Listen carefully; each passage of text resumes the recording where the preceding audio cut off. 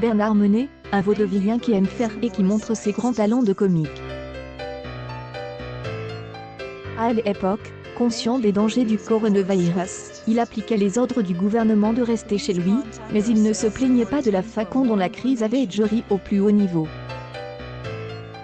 Pour rester en bonne forme, il avait décidé de ne manger qu'une fois par jour afin de ne pas prendre de poids inutile. Ce qu'il regrette le plus, c'est de ne pas avoir pu garder la forme en jouant au tennis. Mais comme Bernard Menet avait suivi à la lettre les consignes des enfermements, conscient de sa chance de vivre dans un appartement avec une terrasse qui lui permettait de prendre l'air, il n'avait aucune raison de craindre pour sa santé. Bien qu'il ait critiqué ce qui, selon lui, était en presse d'interdire l'utilisation de l'hydroxychloroquine, comme le recommandait le docteur Raoul, il a réussi à rester plein d'espoir pour l'avenir. Je suis de ceux qui restent optimistes quant à la diminution de ce virus en juin et qui nous permettent de passer un été quelque peu paisible, a-t-il confié.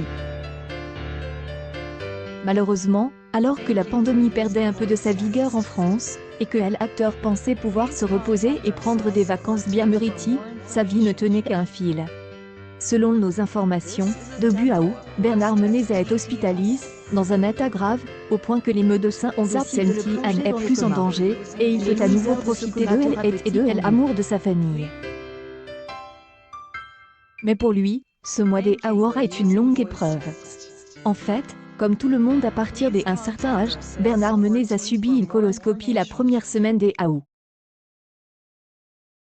De manière générale, cette opération, qui se fait sous anesthésie, et permet de vérifier si le côlon de la personne examinée est sain, ne présente aucune difficulté. Mais malheureusement, l'acteur a été victime d'une complication.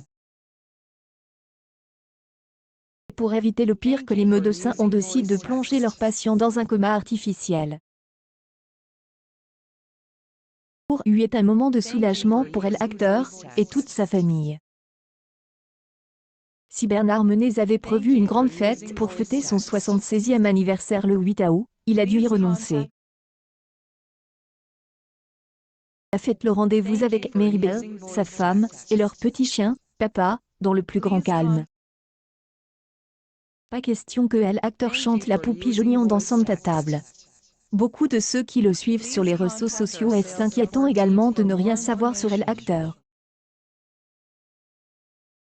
Lui on souhaite un bon anniversaire par le biais de Facebook, mais ils ont eu la mauvaise surprise de ne pas recevoir de réponse. Bernard Menet trouve la force d'envoyer un message à tous ceux qui se sont présents. Je vous assure, il va mieux. En tout cas, je vous remercie beaucoup d'avoir pensé à moi. Cela est un grand réconfort. Bisous virtuels pour chacun. Des paroles très rassurantes de la part de cet homme qui écoute ceux qui souffrent.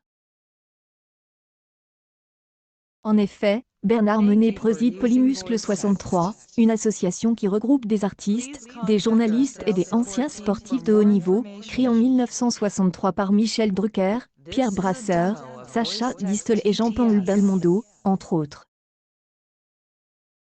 C'est par l'intermédiaire de cette structure, ainsi que des autres comme la Fédération nationale des associations pour l'éducation des enfants handicap, FNASEF, ou Sans tambour ni trompette, STNT, que sont organisés des événements tels que des matchs, des exhibitions ou des représentations théâtrales, et que comme le dit Bernard Menet lui-même, être au Polymuscle 63, c'est avoir dans son CR le regard de ceux qui sont abandonnés au bord de la route.